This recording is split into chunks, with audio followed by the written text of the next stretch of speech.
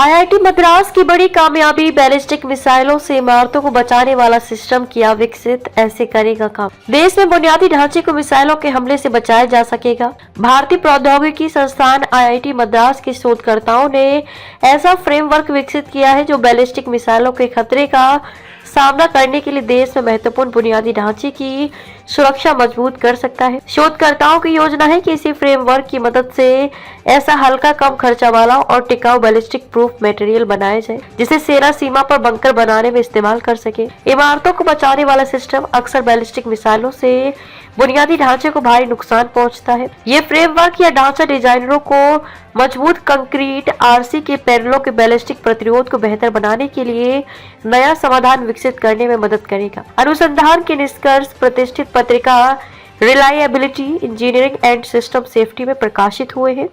Concrete संरचनाओं के लिए बैलिस्टिक डिजाइन महत्वपूर्ण है। कंप्यूटेशनल सिमुलेशन तकनीक का उपयोग करते हुए अनुसंधानकर्ताओं ने आरसी पर मिसाइलों के प्रभाव का अध्ययन किया जो सैन्य बंकरों, परमाणु ऊर्जा भवनों और पुलों से लेकर रनवे तक महत्वपूर्ण संरचनाओं के निर्माण के लिए उपयोग की जाने वाली मुख्य सामग्री है। आईआईटी मद्रास के सिविल इंजीनियरिंग विभाग के सहायक प्रोफेसर अलागप्पन पोन्नालगू ने कहा कि इन संरचनाओं के रणनीतिक महत्व के कारण इन्हें बचाना आवश्यक है। कंक्रीट संरचनाओं के लिए बैलिस्टिक डिजाइन महत्वपूर्ण है। सिमुलेशन कंप्यूटिंग तकनीक का उपयोग किया बैलिस्टिक इंजीनियरिंग का क्षेत्र है जो गोलियों, बमों और रॉकेटों के प्रक्षेपण, उड़ान और प्रभावों से संबंधित है। इस विज्ञान का उपयोग न केवल बंकरों को डिजाइन करने के लिए किया जाता है बल्कि परमाणु ऊर्जा भवनों, पुलों और अन्य सुरक्षात्मक संरचनाओं की दीवारों को डिजाइन करने के लिए भी किया जाता है। शोधकर्ताओं ने finite element FE simulation computing तकनीक का उपयोग किया जिससे ये पता लगाया कि मिसाइलों का कंक्रीट पर क्या असर पड़ता है। सिमुलेशन